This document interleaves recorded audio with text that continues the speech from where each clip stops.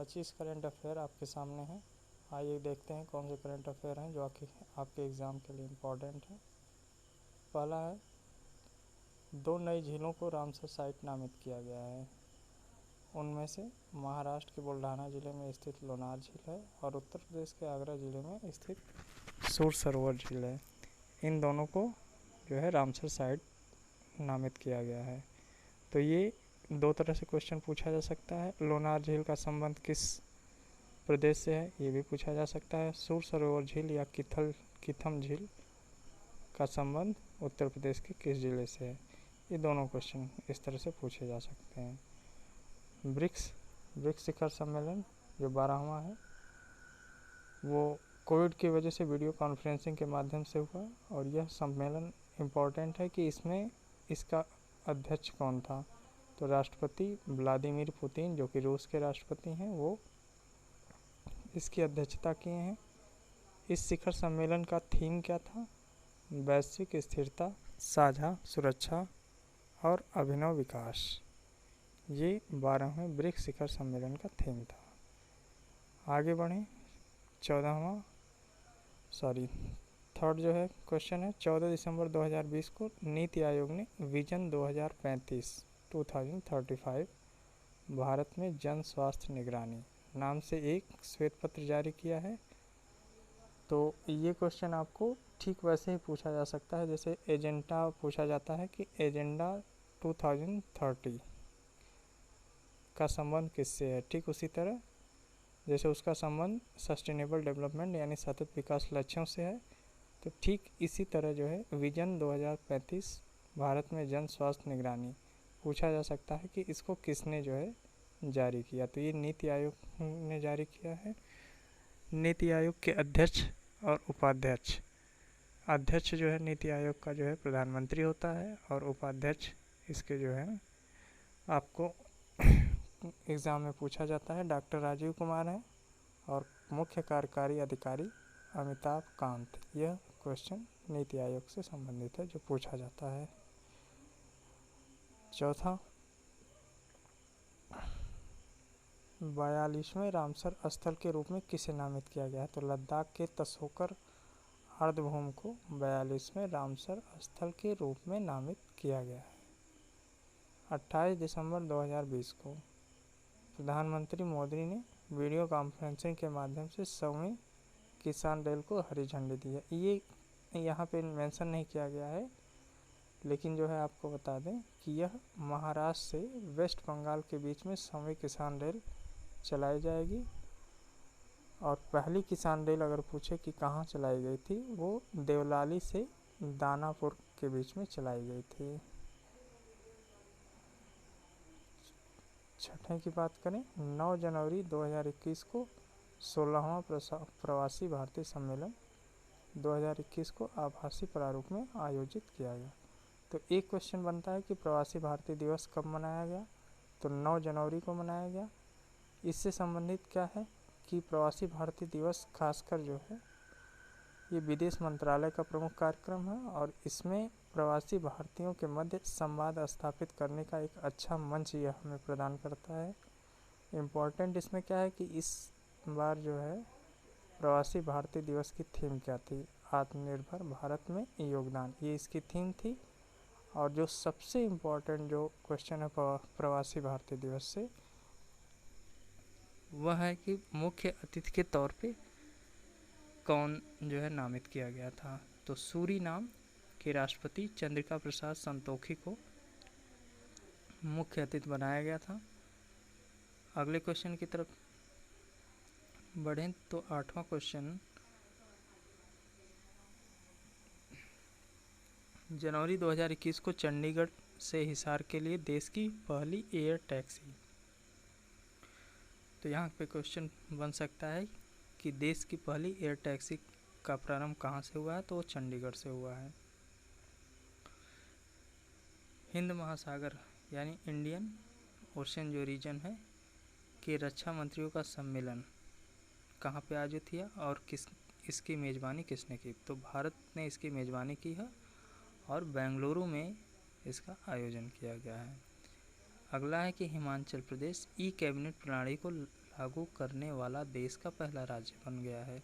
यानी e cabinet प्रणाली क्या होती है, यानी कि जो पेपरलेस सिस्टम होता है जिसमें पेपर वर्क कम एकदम नगण्य किए जाते हैं और मैक्सिमम जितनी भी प्रक्रियाएं हैं सब जो है कंप्यूटर के माध्यम से की जाती हैं।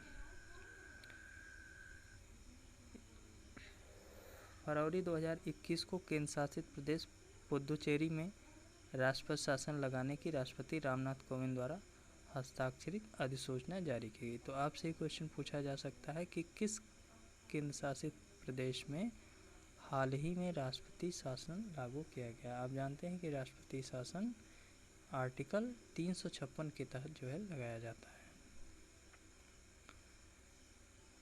अगला 12 मार्च 2021 को प्रधानमंत्री नरेंद्र मोदी ने अहमदाबाद के साबरमती आश्रम से आज़ादी का अमृत महोत्सव जिसे इंडिया @75 के पूर्वावलोकन कार्यकलापों का उद्घाटन किया।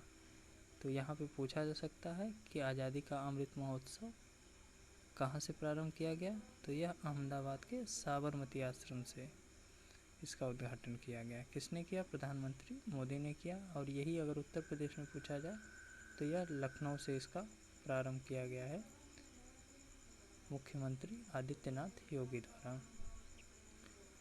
भारत और बांग्लादेश के बीच 13वां जो है देखें, भारत और बांग्लादेश के बीच मैत्री सेतु का उद्घाटन किया गया है। तो मैत्री सेतु है क्या? मैत्री सेतु फेनी नदी पर बनाया गया है और फेनी नदी जो है त्रिपुरा और बांग्लादेश में भारतीय सीमा के बीच में बहती है। 14वां, भारत पेट्रोल के साथ इथेनॉल के मिश्रण को वर्ष 2022 तक कितने प्रतिशत लक्ष्य रखा है मिक्स करने का? तो 10% का लक्ष्य है भारत का कि 2022 तक पेट्रोल में 10% इथेनॉल की मात्रा कर देगा। सांख्यिकी मंत्रालय ने अपनी रिपोर्ट जारी की है और उसने बताया है कि भारत में सबसे अधिक कोयला उत्पादन करने वाला राज्य छत्तीसगढ़ है। 16वां, 21 जून 2021 को अंकटाड द्वारा विश्व निवेश रिपोर्ट यानी वर्ल्ड इन्वेस्टमेंट रिपोर्ट 2021 जारी की गई। वर्ष 2020 में शीर्ष प्रत्यक्ष विदेशी निवेश यानी जिसको FDI कहते हैं, फॉरेन डायरेक्ट इन्वेस्टमेंट अंतर प्रवाह वाले देश कौन कौन से हैं? तो पहला देश USA है 156 बिलियन डॉलर के साथ, दूसरा चीन है, तीसरा हांगकांग है, चौथा सिंगापुर है और ये पांचवा भारत है। यानी इन देशों से बाहरी अन्य देशों की तरफ जो है FDI इनफ्लो हुआ है। वर्ष 2020 में शीर्ष प्रत्यक्ष विदेशी निवेश इनफ्लो वाले ये देश हैं, शीर्ष जो है 5 हैं। और 2020 में शीर्ष FDI आउटफ्लो वाले यानी कि बाहर इन देशों से बाहर जो है तो पहला चीन है, दूसरा लग्जमबर्ग है, तीसरा जापान, चौथा हांगकांग और पांचवा USA है। FDI आउटफ्लो के मामले में यानी कि सबसे पहले स्थान पे चीन है और ऊपर देखें कि इनफ्लो के मामले में पहले स्थान पे USA है। जून 2021 में वाशिंगटन DC स्थित विश्व बैंक समूह द्वारा वैश्विक आर्थिक संभावना यानी ग्लोबल इकोनॉमिक प्रॉस्पेक्ट रिपोर्ट 2021 जारी की गई। तो एक क्वेश्चन पूछा जाता है कि ग्लोबल इकोनॉमिक प्रॉस्पेक्ट्स रिपोर्ट किसके द्वारा जारी की गई?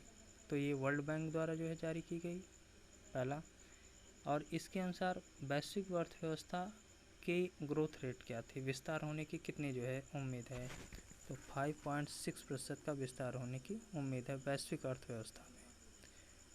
वर्ष 2021 में भारत की विकास दर जो इस रिपोर्ट के अनुसार है वो 8.3% की रहने का अनुमान है, जबकि अगर देखें तो वर्ष 2020 में भारत की वृद्धि दर नेगेटिव में -7.3% आकलित की गई थी। 18वां क्वेश्चन देखें, मई 2021 में विश्व बैंक द्वारा वैश्विक धन प्रेषण रिपोर्ट माइग्रेशन एंड डेवलपमेंट जारी की गई। ठीक, वर्ल्ड बैंक ने ही जारी किया है माइग्रेशन एंड डेवलपमेंट। और इसके अनुसार भारत जो है विश्व का सर्वाधिक धन प्रेषण करने वाला देश है, जबकि चीन का स्थान दूसरा है। कहने का मतलब कि जैसे विदेशों में लोग कमाने जाते हैं तो अपने पेरेंट कंट्री यानी कि जिस देश से वो आए हैं वहाँ पे अपने परिवार को धन भेजते हैं। तो उस मामले में देखें तो सर्वाधिक पूरे वर्ल्ड में धन भेजने के मामले में भारत पहले नंबर पे है और चीन दूसरे नंबर पे है।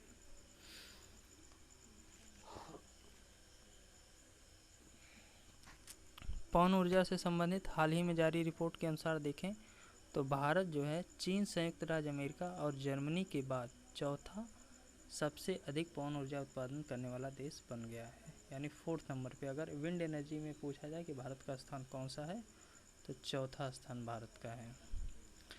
आरबीआई के अनुसार मई 2021 को भारत विदेशी मुद्रा भंडार यानी कि लगभग $600 बिलियन भारत का विदेशी मुद्रा भंडार हो गया है। ये मई 2021 की रिपोर्ट है, लेकिन अगर वर्तमान में आप देखें जून में तो यह $608 बिलियन को क्रॉस कर गया था। 31 मई 2021 को राष्ट्रीय आय 2021 का अंतिम अनुमान जारी किया गया। तदनुसार 2020 से 21 में भारत की जीडीपी में कितना संकुचन यानी कॉन्ट्रैक्शन हुआ है। ऊपर भी आपने देखा था कि -7.3%, वही चीज़ संकुचन वर्ड के थ्रू जो है यहाँ पे क्वेश्चन जो है पूछ दिया गया है। तो 7.3% का कॉन्ट्रैक्शन हुआ था 2020-21 में, कोविड के कारण ये कॉन्ट्रैक्शन आया था। 2020-21 के लिए सकल घरेलू उत्पाद के प्रतिशत के रूप में राजकोषीय घाटा कितने प्रतिशत था? 9.3% का राजकोषीय घाटा था। मई 2021 में वाणिज्य मंत्रालय यानी कॉमर्स मिनिस्ट्री जिसको कहते हैं की रिपोर्ट के अनुसार अमेरिका मॉरिशस को पछाड़कर भारत में एफडीआई का दूसरा प्रमुख देश हो गया। यानी कि भारत में जो एफडीआई आती है उसमें पहले स्थान पे तो सिंगापुर बना हुआ है 3 सालों से, लेकिन दूसरे स्थान पे मॉरिशस था, लेकिन अब मॉरिशस का स्थान अमेरिका ने ले लिया है। तो पहला सिंगापुर, दूसरा अमेरिका और तीसरा मॉरिशस हो गया है एफडीआई जो है भारत में आने के देश से। अगला देखा जाए तो भारत ने वित्त वर्ष 2020-21 में अब तक का सबसे अधिक एफडीआई प्रवाह दर्ज किया है। यह भी आंकड़ा याद रखें कि अभी तक जितना भी एफडीआई आया था उसमें 2020-21 में सबसे ज़्यादा एफडीआई भारत को आया है। और यह एफडीआई प्रवाह जो एफडीआई की राशि है वह $81 बिलियन की है। ऊपर भी बताया गया है कि जो इसमें सिंगापुर पहले स्थान पे, इसमें परसेंटेज के हिसाब से देखें तो 29% का एफडीआई सिंगापुर से, 23% यूएसए से और 9% का मॉरिशस से। इसके साथ साथ एक एडिशनल जानकारी कि कंप्यूटर सॉफ्टवेयर और हार्डवेयर वित्त वर्ष 2020-21 के दौरान कुल एफडीआई इक्विटी प्रवाह में लगभग 44% हिस्सेदारी के साथ सबसे ऊपर, यानी कि कंप्यूटर सॉफ्टवेयर और हार्डवेयर में सबसे ज़्यादा जो है एफडीआई आया है। 25वां, मई 2021 में किस अंतर्राष्ट्रीय संगठन ने आर्थिक आकलन में जलवायु, डिजिटल प्रौद्योगिकी को शामिल करने की योजना का खुलासा किया है? तो आईएमएफ यानी इंटरनेशनल मॉनेटरी फंड जिसको कहते हैं, अंतर्राष्ट्रीय मुद्रा कोष, इसने कहा है कि आर्थिक आकलन में जलवायु और डिजिटल प्रौद्योगिकी को शामिल किया जाना चाहिए, तभी हम जो है एक्चुअल आर्थिक आकलन कर सकते हैं। तो ये 25 क्वेश्चन करंट अफेयर के, फिर 25 क्वेश्चन के साथ आपके सामने आएंगे। Thank you very much.